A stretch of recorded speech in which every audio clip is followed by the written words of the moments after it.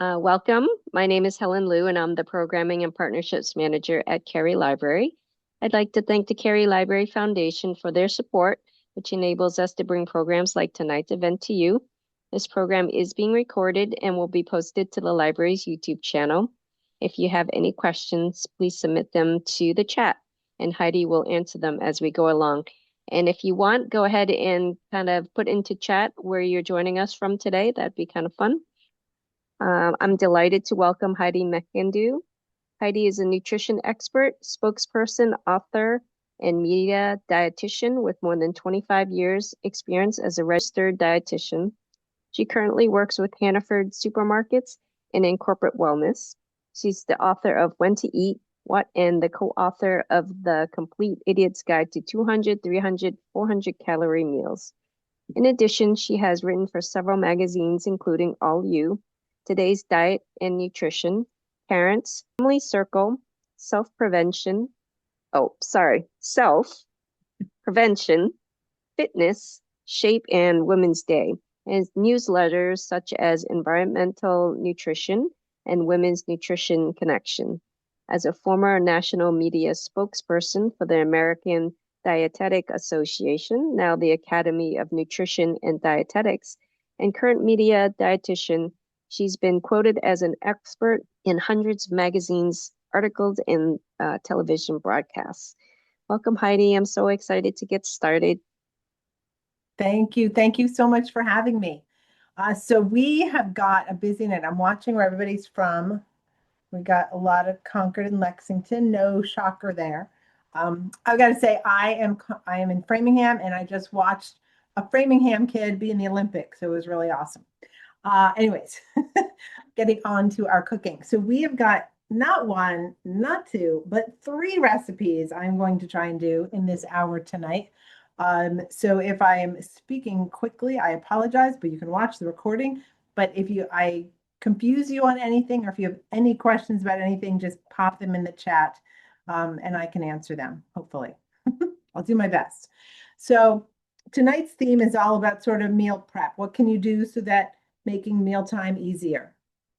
So I'm doing 3 different types of recipes. So one is going to be like a mason jar salad, so you have a nice healthy lunch to bring to work or eat at home for lunch or dinner. One is going to be a meal that we are packaging up that we can store in the freezer, that we can then just pop in the crock pot, in the morning and we're good to go. And the other is I'm going to be doing some meal preps in some little containers. I am making, well, I'll tell you in a minute what it is, but this way, if you have a household and you're all eating at different times, you can make this meal and everybody can heat up their own meal when they are home and ready to eat. So we're actually going to start with that recipe. That one takes the longest, so I'm going to be going back and forth because there's some cooking involved in that one. And what it is a honey sriracha glazed meatball recipe. So to save you guys the, being bored of watching me make meatballs, I made these earlier today. It's on the recipe.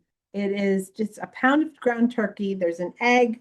There's a half a cup of panko breadcrumbs, a little garlic, a little salt, a little pepper, some green onions, and I smashed them all together.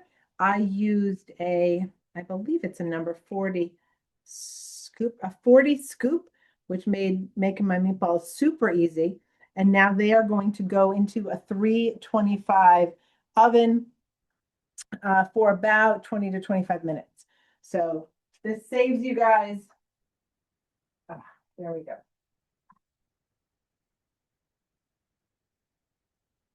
Okay. Now you don't have to sit here and watch me make 20 meatballs. So now put that out of your head. That's in the oven. We are going to go on to recipe number 2, which could not be easier. I am actually relying on this dinner Friday night. And it is a crock pot loaded potato soup recipe. So the first step in this recipe is actually to get yourself a 10-gallon bag, a gallon Ziploc bag, and label it. You can see it says right there, hopefully it's backwards, but crock pot loaded potato soup. So this is something Really important to keep in mind when you're doing any kind of meal prep, advanced cooking, saving leftovers, things like that, you always want them labeled. It's extremely easy to say, oh, I'll remember what that is. But I'm telling you, once you get 3 or 4 things in the freezer and they're all wrapped similarly and they're frozen solid, you're not going to remember what they are. So I highly recommend labeling everything, dating everything. I would date this, but I know I'm eating it Friday. And then what I like to do as well is I actually have a scrap of paper on my freezer. I really should make it neater. It's literally a scrap of paper that I picked up somewhere. And just, I don't know why I didn't just get a full sheet. I just write out whatever's in my freezer at any time. Anytime I take something out, I cross it off. And when I add something, I add it to the list. So this crock pot soup, super, super easy. We're actually starting with, now you can 100% use fresh potatoes. I am, for sake of convenience, I am using a bag of already cut. So these are the hash brown sort of diced potatoes. And I did look around. Most of these types of potatoes are pretty much just potatoes. This one, I think, has potatoes, and then it has something, it has a little sugar, which is going to promote browning in a good way. And then it's going to have, it has one product in it to help prevent things, to help maintain a good color, a nice looking color. So they don't have, it's literally 3 ingredients. They don't have a lot of extra ingredients. So I like that. But like I said, you are certainly more than welcome, because you're making the recipe yourself, to use 4 pounds of potatoes that you cube up yourself. The other thing I'm actually adding to this, so I'm just going to dump these right in this bag. I know it seems like, why don't you just leave it in the bag? Well, because we are making a freezer meal. So I actually, for the Super Bowl, I made potato skins. And what do you do with all the leftover potato stuff? I'm just popping it in here too. So we're gonna have a little bit extra. So that just shows you can use fresh potatoes or frozen potatoes. Ingredient number 2 is going to be some onion. So I like, you can use whatever kind of onion you like. I like sweet onions, like the Vidalia onions. And the recipe calls for 1 small onion. I'm telling you right now, I don't like that much onion. I like the onion flavor, but I don't like a whole onion in my soup. So I am going to probably just use a couple of slices of this. And this is, again, personal preference. I am going to chop these slices up as small as I can, because I don't want to bite into a hunk of onion.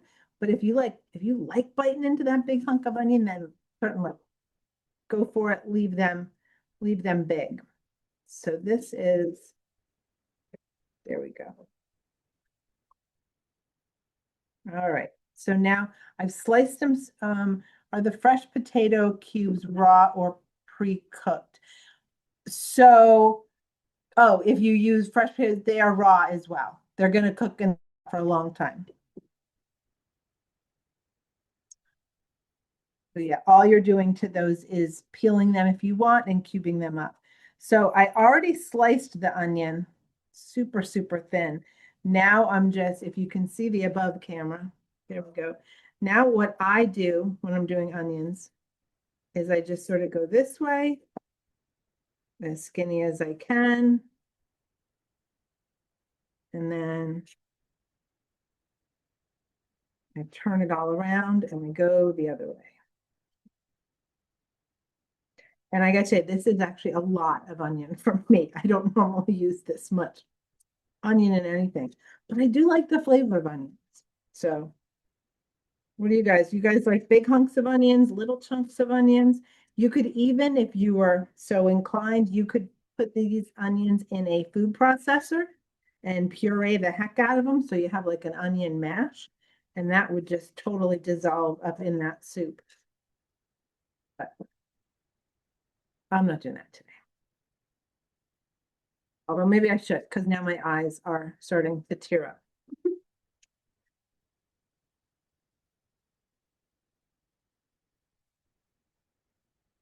Okay. So I love this idea. I love potato soup in general. But I just love the idea of having something in the freezer that I can, or to be honest, tonight I'm probably just going to put it in the fridge because like I said, I'm making it on Friday. Um, all I have to do is plug in my crock pot and dump this in there. And, a few hours later, I will have a meal. Okay, so that's looking one big hunk. That's looking pretty darn good. So now we just gonna dump these all in the bag.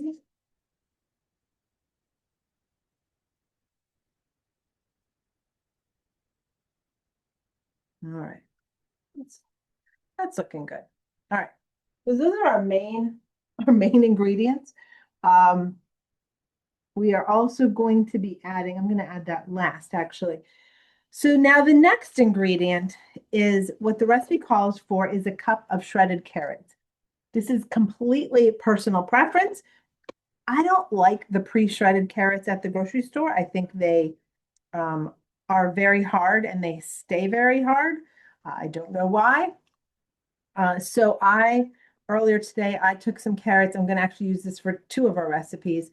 And I just put them in my little mini chopper. And I'm going to take and get a cup of these. If you want to use the pre-shredded carrots, by all means, go and do that. Or you could shred these yourself, with like a cheese shredder. But for me, it was really easy to just toss them in here and chop away. And I Googled why are pre-shredded carrots so hard and not much flavor. Apparently, they take them when they shred them, it's from the center of the carrot, which I guess is the hardest and doesn't have as much sweetness in it. And also because there's so much area exposed that they dry out real quickly. So I learned something. So we're just going to pop that right in there, our cup of carrots. And the last, oh no, I shouldn't say that. Okay. So the last ingredient is going to be a box of chicken stock, low sodium chicken stock. You can use the bone broth if you like to boost the protein. But the recipe also calls for minced garlic, kosher salt, and pepper. What I'm using instead is just something, if you have like a garlic blend, this is Tastefully Simple Garlic. I love it. And to me, it's just easier to use this. It has salt in it. It has some other spices in it. So I'm just going to put a couple of spoonfuls of that in. And I think it's going to serve the same purpose. It's supposed to be 2 teaspoons of minced garlic. We're going to add a smidge more to cover the onion and, I'm sorry, the salt and the garlic. All right, last ingredient. For now, this recipe will have 2 other ingredients that I will tell you in a minute. So we're going to put this back here. Now, ideally, when you're freezing this, if you have a way, make sure your bag seals well. If you can lay it down flat in your freezer, that's awesome. Helen, somebody has a question about how to get the recipes to print. That I don't know.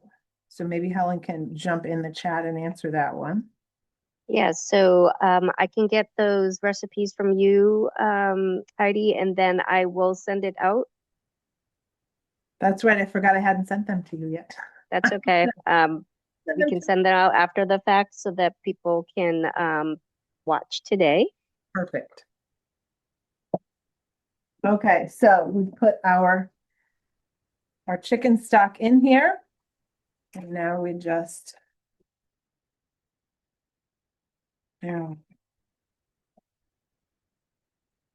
We're going to suck all the air out. And this is now, I'm going to try and lay it nice and flat. When I would put it in the freezer, it just stores better. For now, I'm just popping it back on my back counter over here.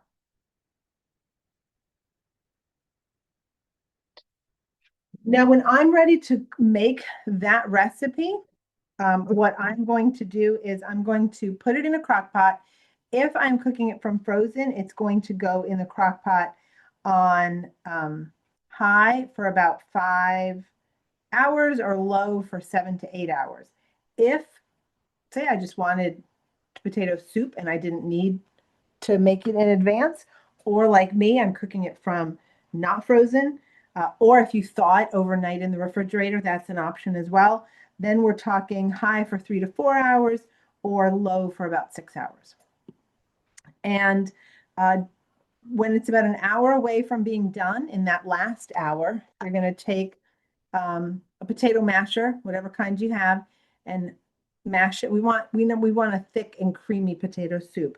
So we're going to mash all the potatoes up until they get nice and creamy. And then you're going to stir in a cup of, this is evaporated milk. So this is low fat evaporated, not to be confused with sweetened condensed. We're not adding that. We don't need candy. You don't have a crock pot. Yes, you could do it in a saucepan. I'm not sure of how long, so because I've never done it that way. So what I would do is maybe Google converting crockpot recipe to stovetop, and it should tell you, what temperature and what time. I would certainly say should be covered. My guess is sort of a low heat for a couple of hours, but like I said, Google converting recipes from crock pot to stovetop just to make sure of that.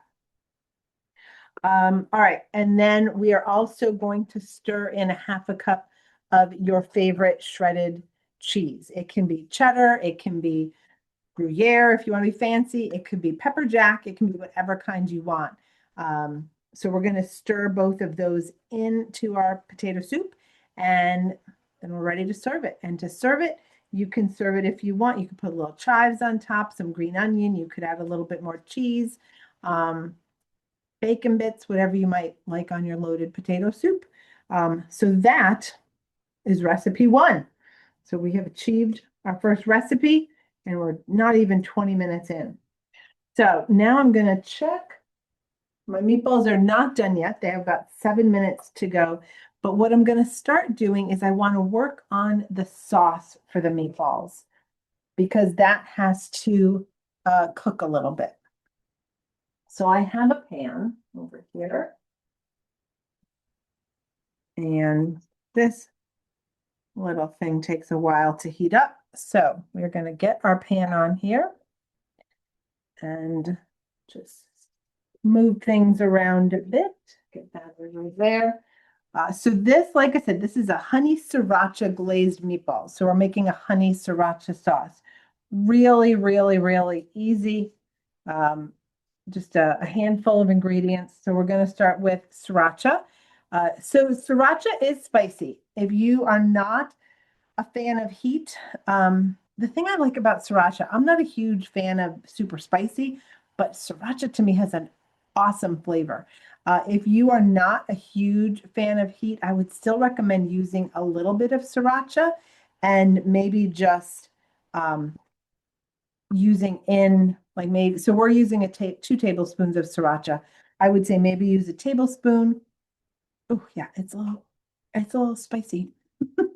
And then maybe using like just a tomato sauce or the plain chili sauce that is not spicy to go with, to replace some of it. But because of the flavor sriracha has, I would recommend using at least 1 tablespoon of that 2 tablespoons.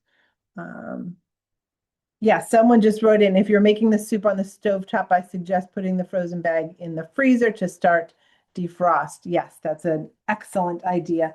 And you can do that with the crock pot version as well, but definitely in the stovetop, that's a great idea. All right, now we need What, so that's some hot stuff. Where did my soy sauce go? Here we go. 1.5 tablespoons of a low fat, low, none of my containers want to open today. There we go. A low sodium soy.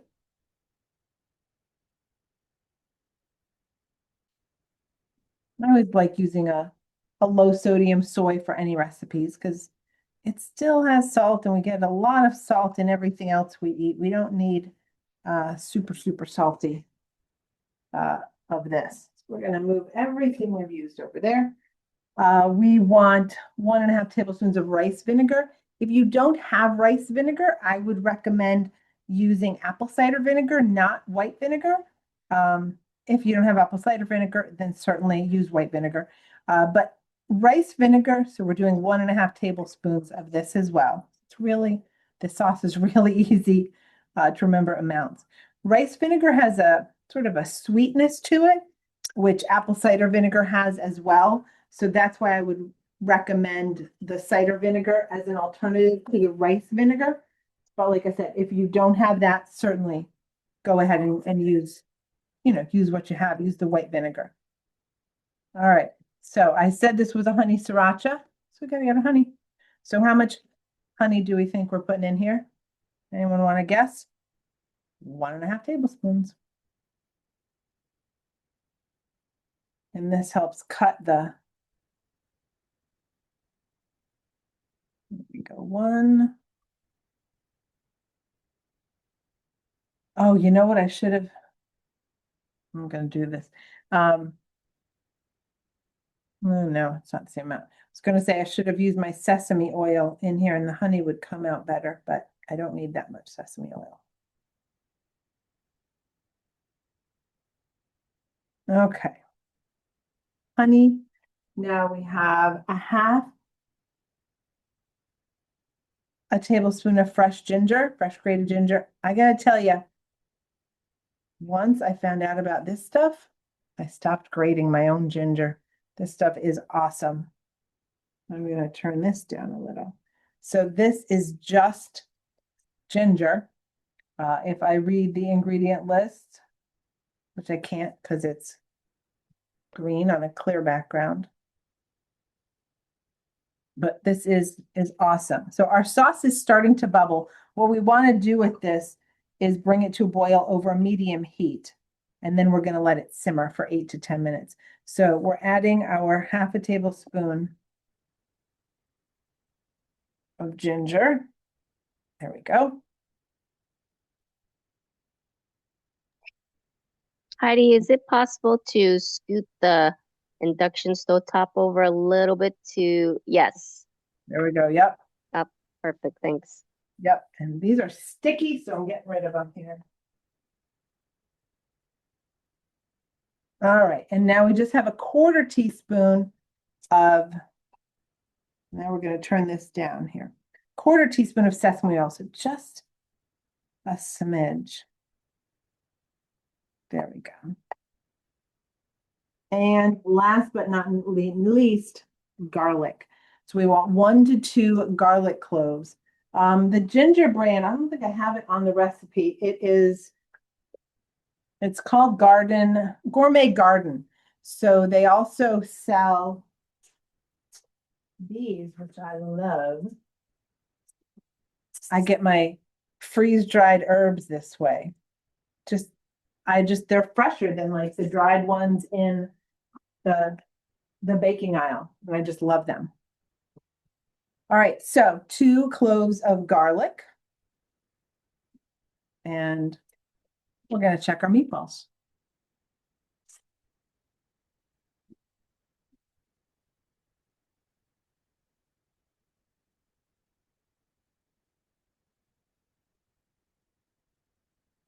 All right, these smell, oh, they smell actually delicious.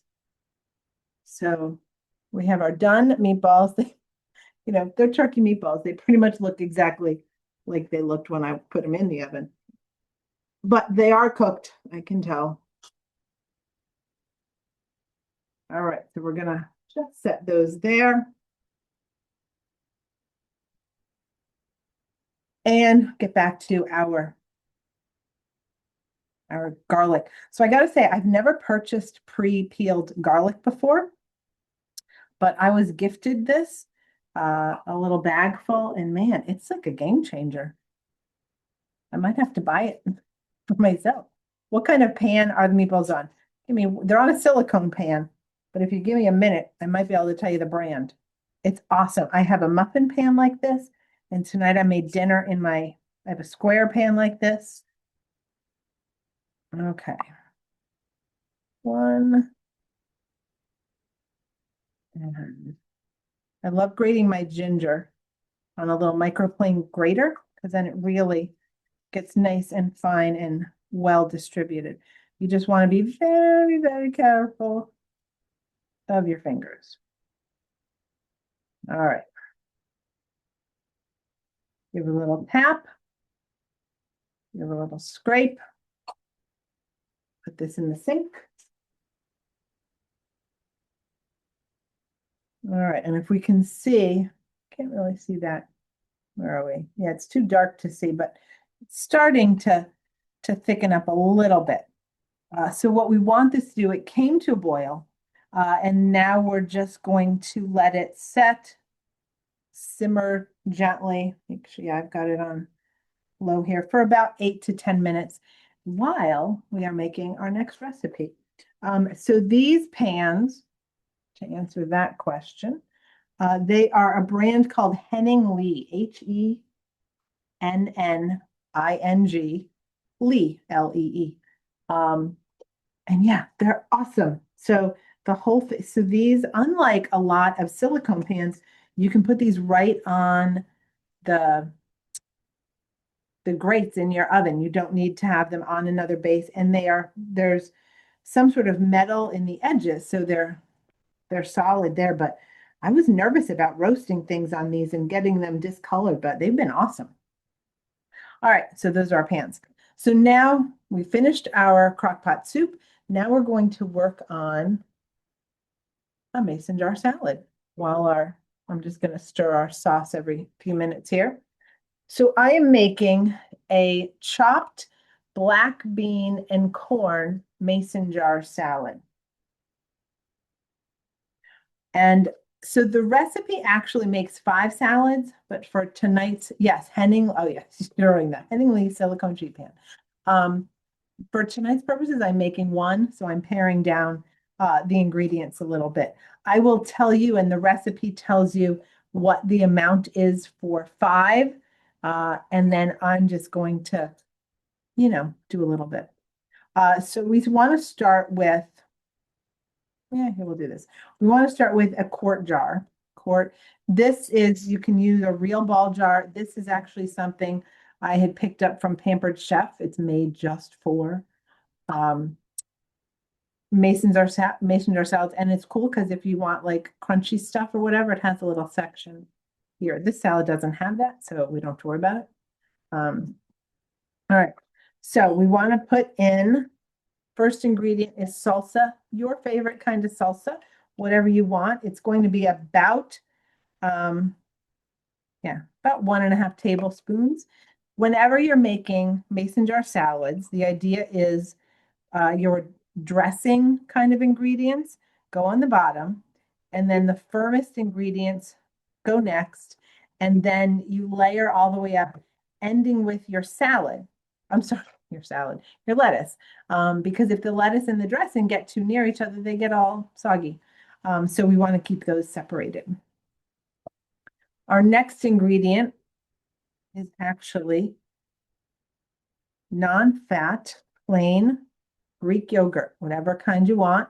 Again, so if we were making a full recipe, we'd be using this whole container. But tonight we're just going to, and again, when I say whole recipe, I mean 5 jars lined up. So now we're going to do, again, about 1.5 tablespoons of our, try and make it look pretty when it's layered, but that's the best I can do. So we have this is our dressing. So basically when we go to eat this salad, we're going to have that sort of creamy salsa kind of flavor.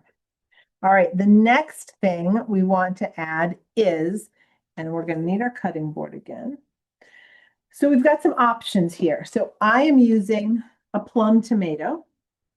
You can use little baby grape tomatoes that you cut in half. If it was in season, you could use a mango. You could use a peach. But I am just going to be dicing up about half of a plum tomato. So, we want it. And the thing for me when I'm making a mason jar salad, it's really important. I want everything to be bite-sized. And this is important in anything I eat. I don't want, a hunk of tomato that's this big. That's just my personal preference. I want a piece of tomato that on the fork with this tomato, I can have the beans and the corn and oh, speaking of the beans, hold on. There. Got to take out a freezer. Um, I want to be able to have a bite of everything. So that's what I sort of cut everything in these more smaller kinds of pieces. All right, so we're going to add that.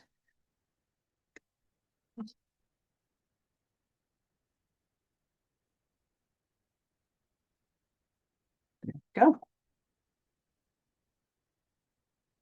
All right, now we have some onion. You can, now if you're not a huge fan of raw onion, this is an onion, that's a pepper. If you're not a huge fan of red onion or raw onion, I should say, you could certainly leave this out. Or what I do sometimes is I chop up the onion and then I put it in some cold water and let it sit, and it sort of takes away some of that harsh bite. So we're going to use, again, the full recipe calls for, a small red onion chopped. I'm going to use about a slice. I'm not going to mince it quite as fine as I did for the potato soup. Different kind of recipe. And I'm not loving how solid those things are in the middle, so I'm just gonna pop them out. All right, so I am going to cut it in half first. I like to flip it this way. And then there we go. And now, here we go. We have our chopped onion. We put that in. Now, the next ingredient, this is very important, the layering here of the way we do this. I explained, put the dressing at the bottom, put the lettuce at the top. But in this particular recipe, the next ingredient is very important that we put it right on top of the onion. And that is the avocado, because there's something in the onion that helps keep avocado from browning. I'm not saying forever, but if we're eating these within a few days, it's going to be helpful in doing that. So assume one avocado is giving us 5 salads. We're going to take about a fifth of an avocado, pop it out here. Oh, I bought this the other day and it was just a smidge soft, and I'm like, I think that's going to be right, and it is perfect. So we're going to dice this up. All right, put that. I'll show you what our jar looks like here now in a minute. Okay, so far we've got our salsa, our Greek yogurt, our tomato, our onion, and our avocado. Next is some corn. We had corn the other night. We have leftovers, so I don't need to open up a whole can. If I was making 5, the whole can would be perfect, but we're just going to, no, I got to put all that in there. There we go. So nice Find the prettiest side here. I'm not doing a great job making this pretty, but that's the prettiest side, I think.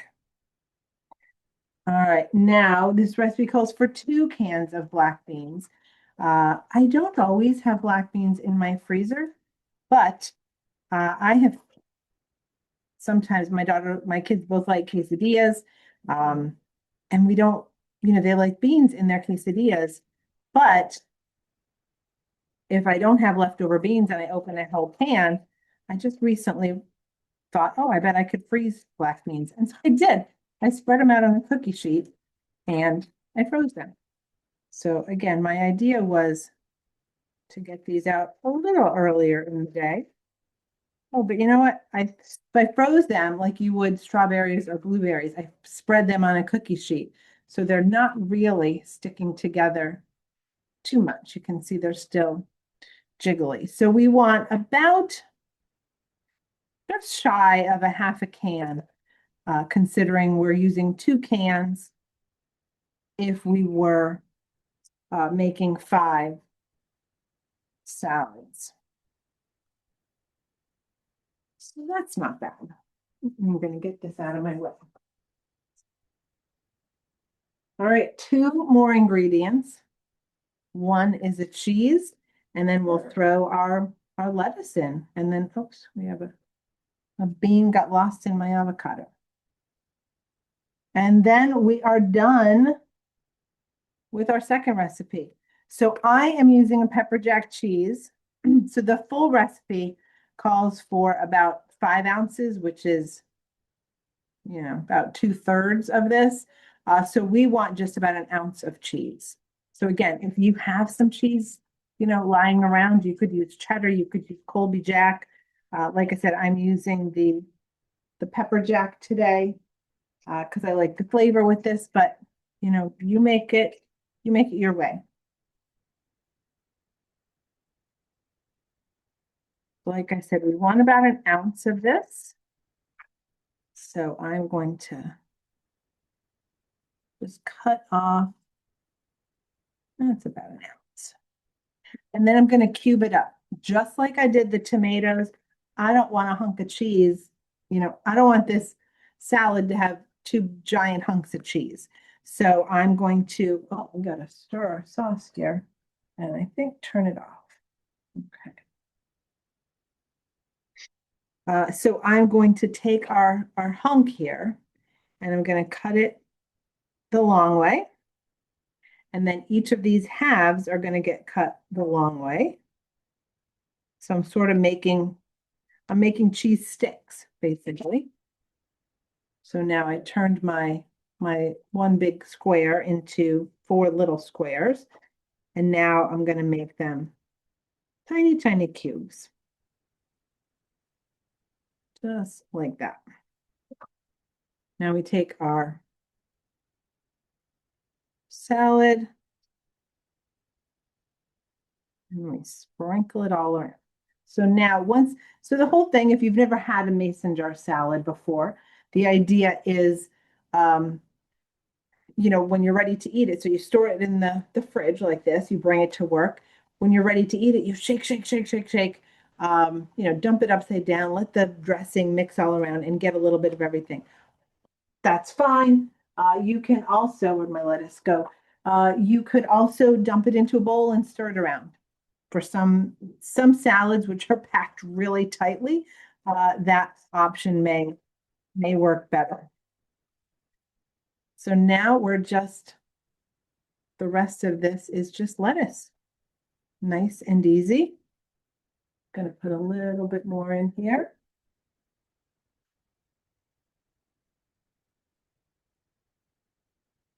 Break it up. And so you don't want the lettuce, you want it to fill the hole, but you don't want it too tight because remember, if we are shaking this in the jar, we need some room to shake it, right? How long is this good for in the jar? I would say if I was making this like on a Sunday, say for the week, the Thursday or Friday would be about it. Being in an airtight jar, that really helps preserve things well. But yeah, this is This is our mason jar salad. So we have all of our layers. I probably could have put more lettuce in there in hindsight, so I think I'm going to do that. Just rip it up and use whatever kind of lettuce you like. I personally, the recipe calls for romaine. I personally really like iceberg lettuce. I know it's not as nutrient rich, but it's a great source of water. It's a really waterful vegetable, which is great because we all need more hydration. And to me, it's just a vehicle to get all the other vegetables that I put on my salad. So I'm fine with that. So that is recipe number 2. We're popping this into the refrigerator, and that looks yummy. And now we are going to finish the recipe we started, our meatballs. So I'm just getting stuff out of my way. So if you recall, we made our meatballs. To give myself some room here. So excuse me for one moment. All right. So we made our meatballs. Our meatballs are nice and cooked. They're yummy. We're going to put them in a bowl because we need to sauce them up. So all we did, again, we have the turkey meatballs. It was the turkey, the egg, the breadcrumbs, some seasoning, made them into 20 meatballs. It was a pound of turkey, made them into 20 meatballs, cooked them 325, about 20 minutes. And then in our sauce pot, we have the sriracha, the soy sauce, the sriracha, the sesame oil, the garlic, the ginger, the honey, and what am I missing? The rice vinegar. That's what we have here. So now,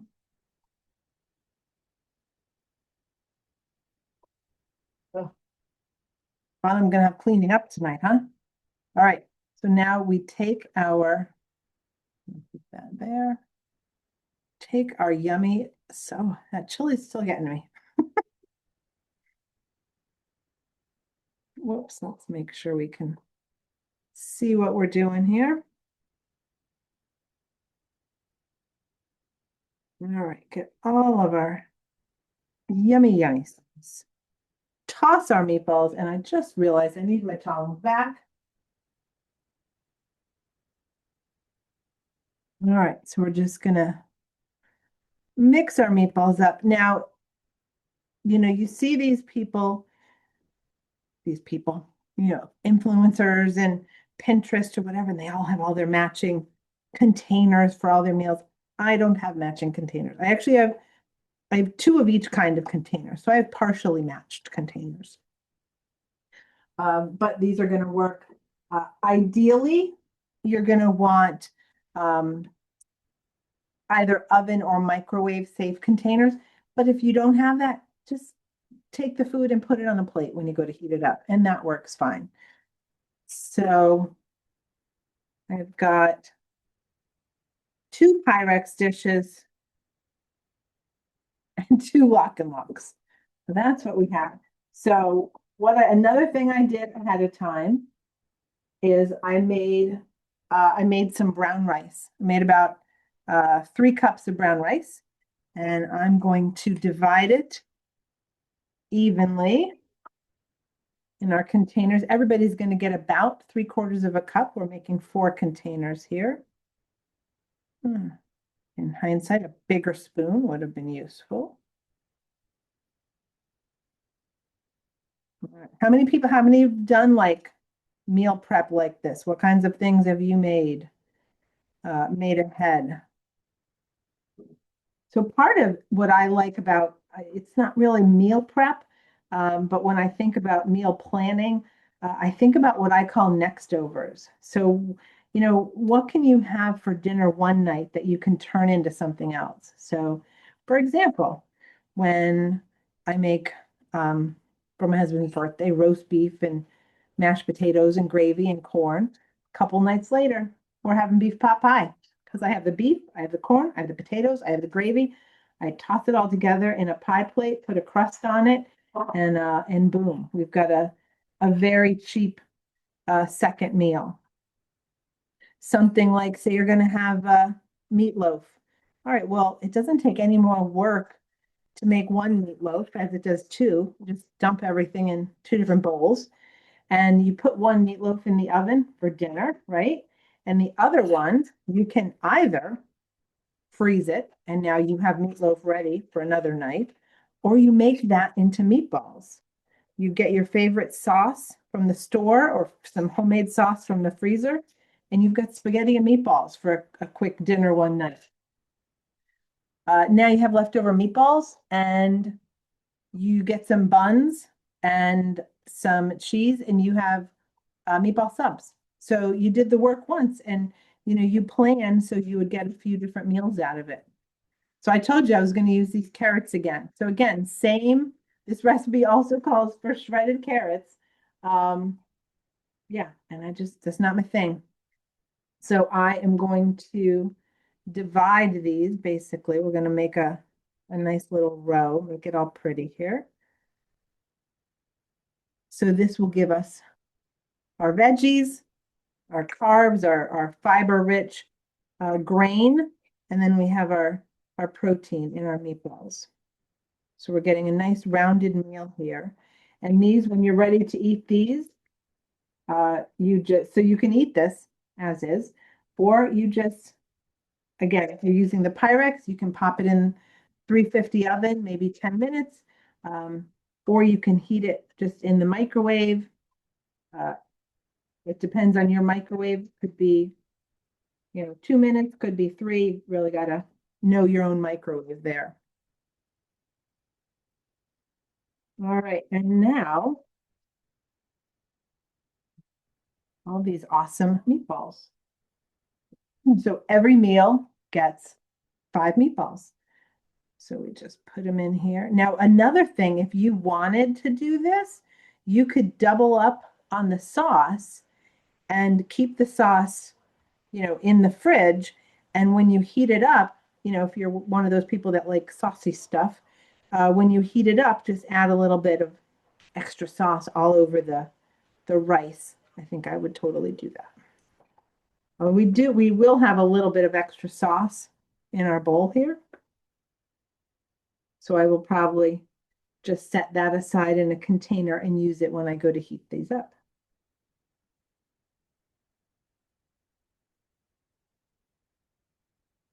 Or I could also drizzle a little on the rice right now.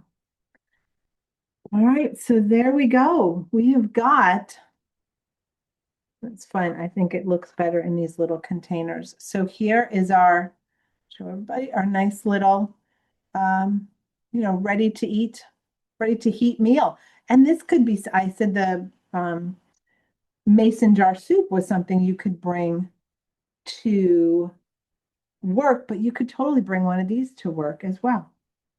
So we're just I am gonna take a little bit of this sauce and everybody gets a little drizzle. All right, and that's it. So we made three, thank you very much. So we made three delicious, easy meals. It took us about 45 minutes. Now, granted, I did make the meatballs. I prepped the meatballs ahead of time. So maybe this would be an hour to make these, but we've gotten one, two, 6 individual meals if we count the mason jar salad, and then a soup which can feed the whole family. All right. So any questions anybody has? What do you guys think? Looks good? Nope, that's not for me. What are your thoughts? Now I just pop these lids on. I'm just wondering, Heidi, what is your thoughts on white rice versus brown? So white rice, everybody thinks white rice is so bad for you. It's not bad for you. It's rice. It's a great source of energy. It's a great source of carbs. The difference between white rice and brown rice is white rice has had the outer husk. So all rice started as brown rice. To convert it to white rice, they take out the germ, which is in the middle, and that's where the healthy fats and the vitamins are. And the outside husk they take off, and that's where the fiber is. So you're left with that middle part, which is, again, just pure carbs, pure energy. Nothing unhealthy about it. However, brown rice is just more nutrient rich because it still has the fiber and the vitamins and the healthy fats and the protein. If you are not a lover of brown rice, use white rice. That's fine. Just maybe get your whole grain sources in from other foods. So, in my family, we are not a fan of whole grain pasta. I want regular old white pasta. But I eat a whole grain cereal, or maybe I'll snack on whole grain crackers, or there's other whole grains that we do eat. So it's sort of, you pick and choose which whole grains you prefer. And yeah, if you like brown rice, go for it. If one day you're just feeling like white rice, that's fine. It's not the end of the world. It's just trying to make sure you're getting all of those nutrients, um, over the course of the day somehow. So they don't all have to be from brown rice. Hope that answered any questions. Yeah, thank you. Does anyone else have any questions for Heidi? Could you use an immersion blender instead of the potato masher? You could. Yeah, you definitely could. My personal preference, I think it's just easier to use the masher. Um, but yeah, no reason why you can't use an immersion blender. And it may get a little, so with the potato masher, it may end up being a little thicker and chunkier. But if you prefer it more evenly pureed and smooth, then go with the immersion blender. I just made something with an immersion blender. Oh, tomato soup. I made homemade tomato soup last week and I used my immersion blender. So yeah, that's definitely an option.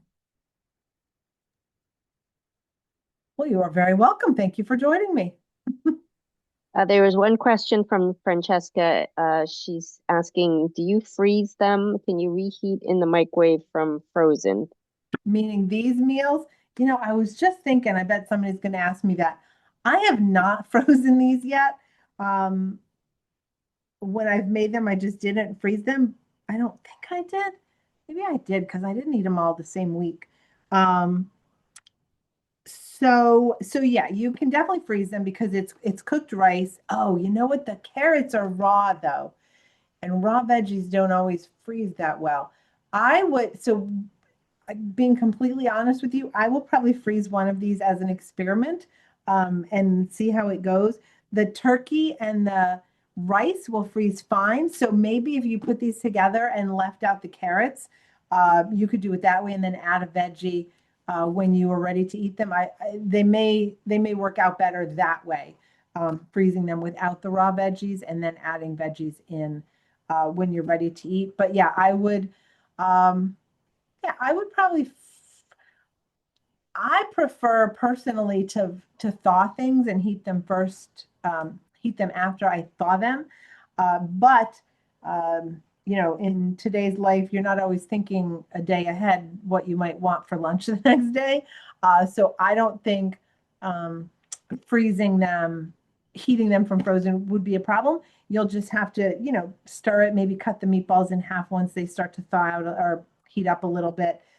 Give it a stir, like, check it every minute or so and give things a stir to make sure they're heating evenly, is probably what I would do. And yeah, you could totally put frozen carrots in here. That's a great idea. Or frozen any vegetables. You don't have to use carrots. You could put broccoli or cauliflower, whatever else you want in there.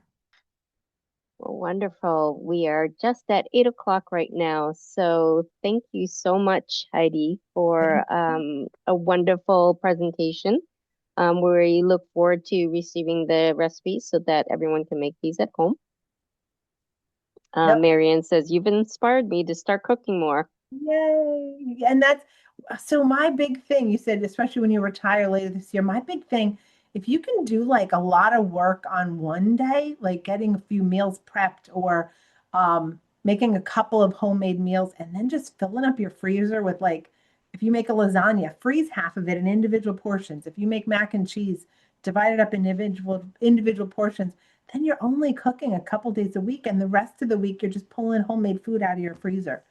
So I love, the idea of that. Yeah, I do too. Well, thank you so much, Heidi. Bye. Thank you all.